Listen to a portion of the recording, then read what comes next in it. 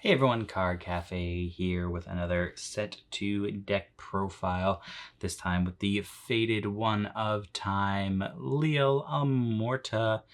Cool card. Honestly, I wasn't planning on building this deck, but a friend of my locals wanted some cards that I had, and the only thing of theirs that I was remotely interested in was Liael and her support cards. So here we are.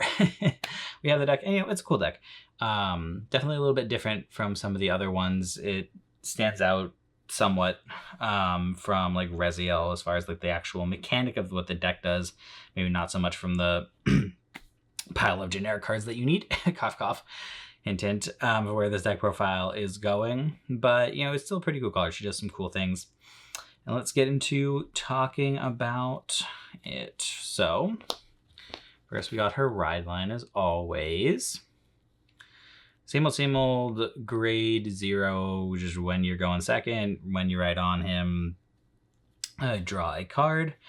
But then we get interesting with the grade 1 and the grade 2. So they are name restricted. You do need to ride over this grade 1 with this grade 2.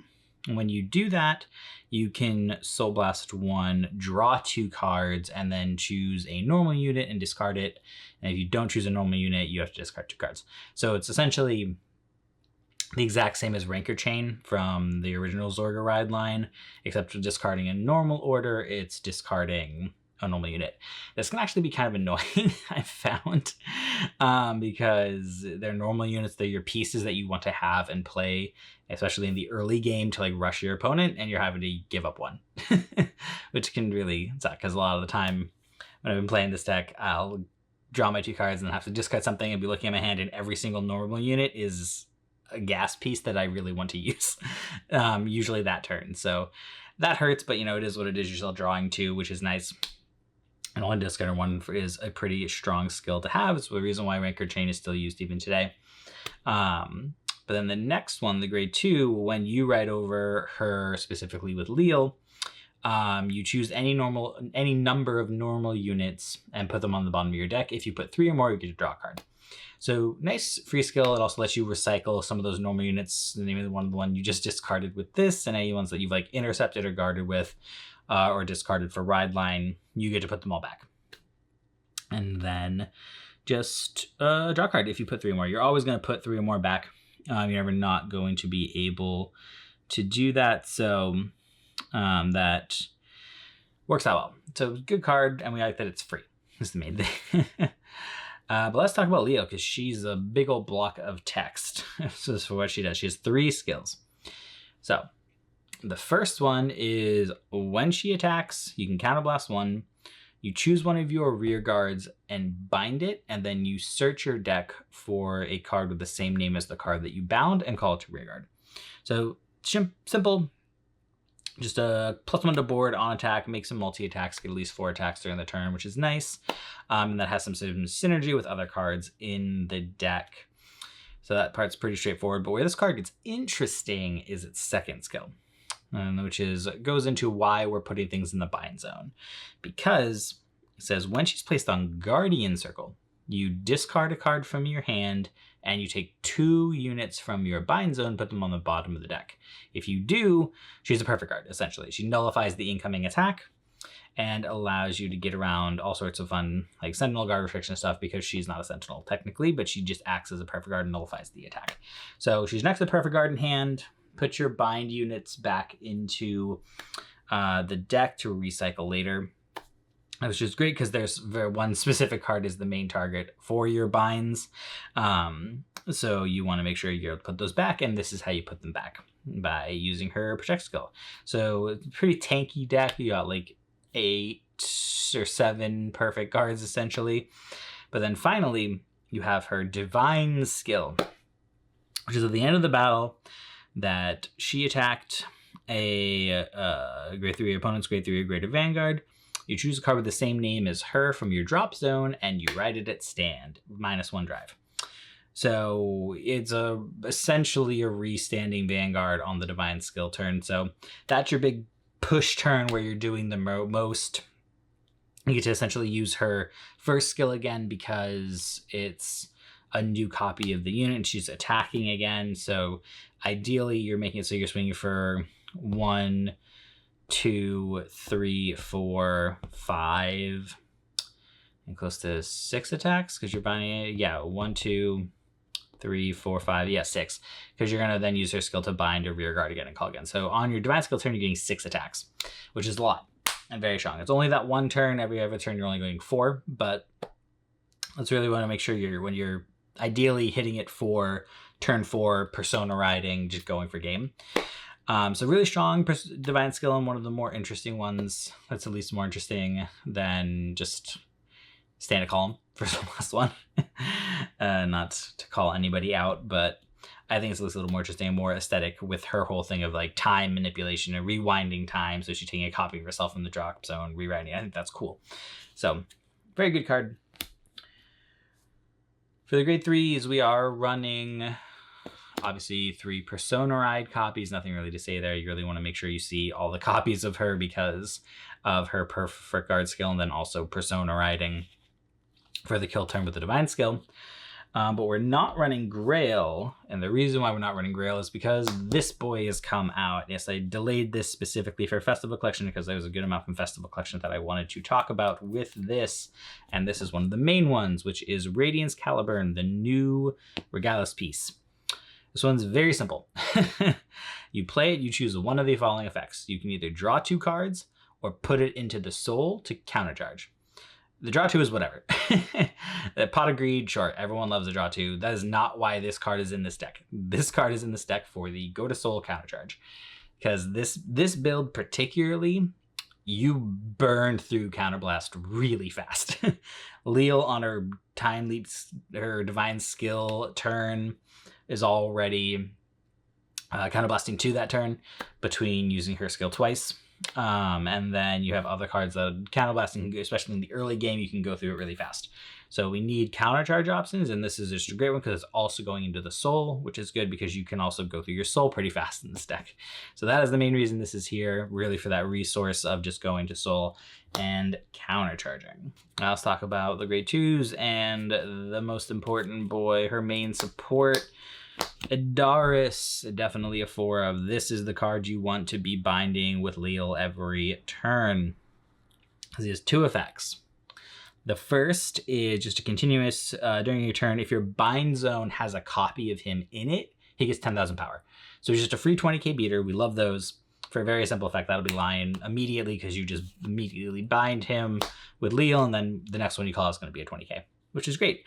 But his second skill is also very important, which is when he's bound by Liael's effect specifically, you can Soul Blast 1, draw a card, and Liael gets 5k. So very simple, an extra draw, which is always good. Drawing is never bad. Drawing is always a good skill. But then the 5k can be more impactful than you think. It's like, it might just sound like it's only 5, it's going to the Vanguard, they're probably going to perfect guard it. But not always, and adding the extra 5 to Liael is making her at least 18, if not 28 on a persona ride, not including a specific booster that we're going to be talking about later. So that 5k actually makes numbers and makes it harder to guard. You can't just 15 to make it a 2 to pass or whatever. So the 5k can matter a lot, and really the draw is the nice card. So simple card, but good. Between being a 20k beater, drawing you a card, making Liael more powerful and hitting harder, we like him a lot. Now let's talk about a card that I'm still crying a little bit for my wallet. This is what we do for you guys on this channel. The Dual Nation card from Festival Collection, the Brant Gate Keter Dual Nation specifically. This card is very good in this deck, and it's why we run 4, despite the tears rolling down my face for the price. So why is she really good in this deck? Well, it kind of comes right out at the beginning, which is when she's placed on rear guard from hand, other than during the battle phase. Choose a normal unit without Sentinel and put it on the bottom of your deck. So just right there, full stop. That's really good because you'll burn through your normal units really fast, even after your ride line skill to put them back. You're going to recycle through them a lot. This just puts anything that you want In your drop zone, that's a normal unit. That's not a sentinel. It's right on the bottom of the deck. So that's huge. We love it for that. It's great in this deck just for that. But that's not the only thing it does. Because then, once you put something on the bottom of the deck, you can choose to pay 1 counterblast. If you do, you get to check the top 5 cards of your deck and either call a normal unit that's grade equal to or less than your Vanguard to rear guard, or put a normal order, into your hand. That's a really good skill because it's great for filling the board in the early game and just looking for orders. It's a very versatile card to fill the need of the situation that you're in, usually for filling the board. Especially depending on matchups these days, there's a good amount of retire back into the meta. So it's good to have something that can just fill your board, which is nice. And I like it better than Tearfelt because you're not relying on having played an order to do that superior call off the top. You just have to counterblast, which there's a lot of counterblast in this deck, but that's why Caliburne's here, and there's another card that we're running for countercharge, so makes it a little bit easier. But definitely a 4 because you want to see her in the early game. She's one of these early game pieces that we're really looking for to make the early game just as rushable as possible. And then finally, for the regular grade 2s, no one should be surprised to see 4 copies of Biscotti. This is just a great target for your discard in the ride line. For anyone who doesn't know, when discarded for ride line, you can counterblast 1 or energy blast 3 to draw a card, and then if she's placed on Guardian Circle, you can do the same thing, counterblast 1, energy blast 3, draw a card. So very versatile card, but great for this deck especially because you can discard her for ride line and then use your ride line effect on the grade 2 to just put them all back into the deck and draw them again later for guarding. So really great synergy with this deck just for the fact of being able to recycle them from the bottom of the deck, from the drop zone to the bottom of the deck, So definitely 4 copies. We want to see her in the early game. And then we are running 4 copies of the Regalis, the Regalia order, the very simple one, counterblast 1, draw 2 cards, call 2 cards over, discard 2. Again, just great for the early game for filling up your hand and filling up your board to be able to push your opponent. Ideally, you're calling cards like this, if you have an openness to then fill your board even further. And some grade 1s that we'll talk about. This is where you can see there's a lot of counterblast in here. But 4 copies because the early game is the important part. And to help deal with the amount of counterblast we're running 2 copies of this new doggo, this cute little doggo. This card is very simple but very effective, which is when your other unit, or when a unit is placed, by the ability of your Vanguard with a Divine Skill. He just gets the red text skill that at the end of the battle that he boosted, you can countercharge 1, and then he also just has 5k. So it's a 13k booster who just countercharges at the end of the turn. So we love that. That's why we run 2. I might honestly go up to 3 of this just because you can go through a lot of counterblast in this deck. And if you don't see them, you'll just run out really fast. But definitely 2 just to help with the countercharge. And being another 13k booster is very nice. Then the other new card, we are running 4 copies of the Liael specific booster. This is the version of the booster that every Divine unit got, where just so long as you have a Liael Vanguard, it's a 13k booster continuously, or just it gets plus 13 in general. And then if it's boosting Liael specifically, it gets an extra 2,000 power, and then it has the specific effect, which is Soul Blast 1. Choose a card from your drop zone with the same name as a card in your field, put it on the bottom of the deck, and you get to choose another unit, and it gets 5,000 power.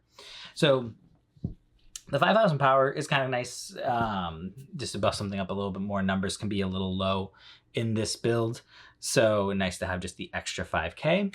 But really it's recycling those normal units again. So just making sure you're able to put really any copies of our boy that we lost early, either to damage and then healed out, or got swung into and then died. This lets you just recycle those, or just any pieces that you need. And again, getting the 5k can matter just for numbers, but good for just keeping normal units in your deck.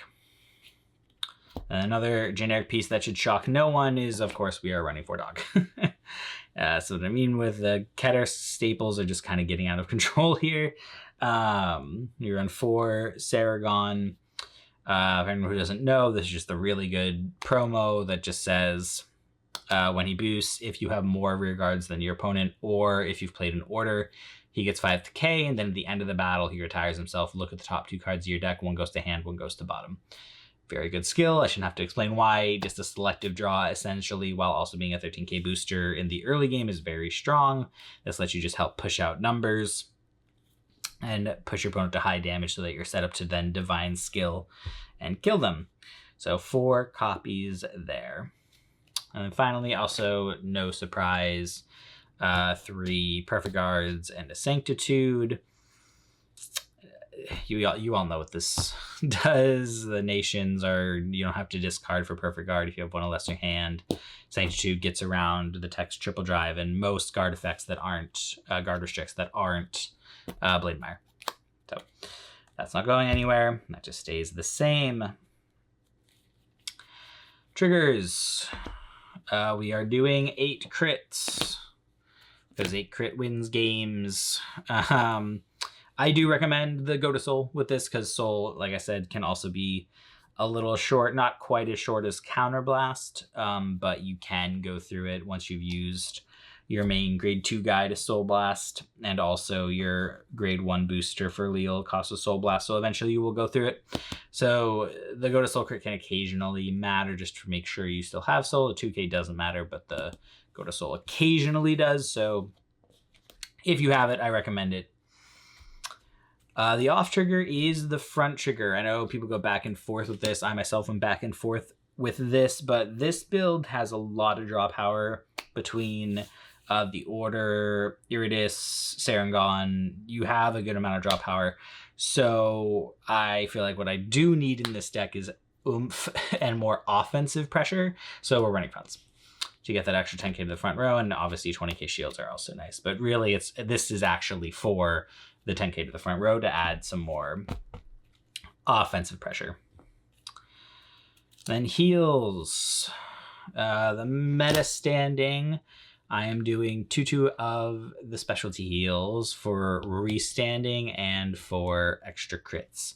So for those who don't know, they both get an extra 15,000 shield for that effect. So if my opponent's unit has restood and attacked more than once, this gets 15,000 shield.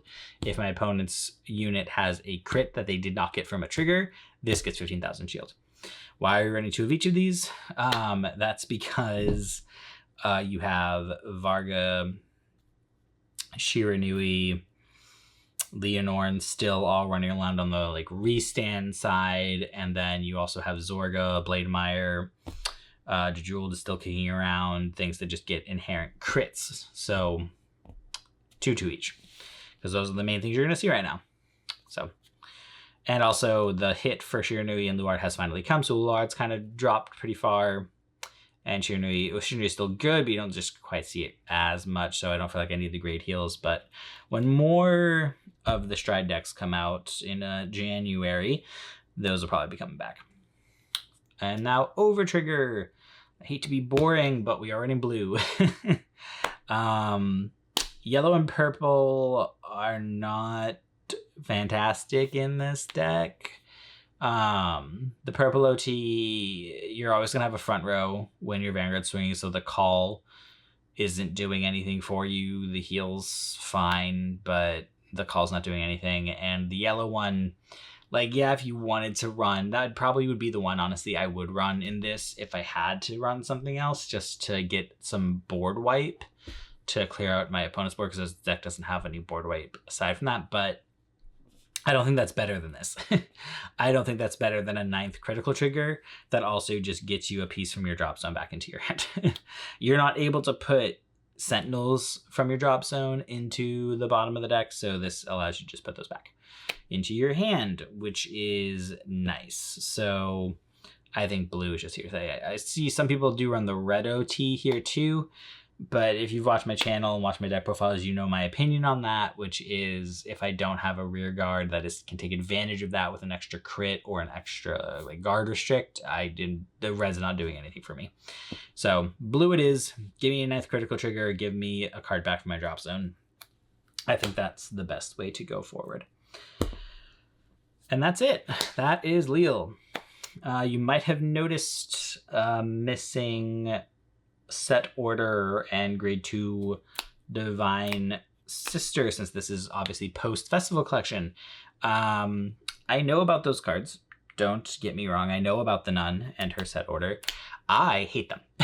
I hate them with a burning passion. Not because they're bad, but because they make this deck and every other Keter deck incredibly boring and even more reliant on just the same generics and same play style that just becomes incredibly boring. So I'm just kind of boycotting them, I'll be honest with you. I really, really, really hate them. So I am not going to run them, even if they are good and what you should be running. I fucking hate them. So I'm not going to run them because I think they're stupid. And I think they make every Keter deck just less fun to play. I think this deck, this build that's more aggressive, that's relying really pushing hard in the early game and then finishing with the divine skill, and it's just the offensive version of this deck is more fun to play. So this is what I'm playing. If you want to try out running the nun in a set order for all the guarding shenanigans, feel free. It is good. I'm not going to sit here and say it's bad. It's not. It's just incredibly boring and not fun. For me, at least. So that's why that's not here. But otherwise, I'm enjoying this version of the deck that's more offensive and more my play style. I think it is good. It's not earth-shattering. The deck is certainly not like making waves. And that's just because outside of your divine skill turn, it does feel pretty lackluster. That's why I've tried to really concentrate on just the offensive side, especially in the early game, to really make sure I'm killing my opponent on the divine skill turn, but that's the only good offensive turn you have. Otherwise, the rest of your turns are 4 attacks that are relatively bland. So that's why you probably don't see a whole lot of it, but it is fine. It's got some like Gear Chronicle-y, time leapy shenanigans with interacting with the bind zone and putting normal units back. It's interesting. I do like it. I'm glad I did build it. But yeah, we'll see where this goes. It'll be up in the channel soon with some matches for it, so keep an eye out for that. And yeah, if you have other questions and comments, feel free to leave them in the comments. Thanks. Bye.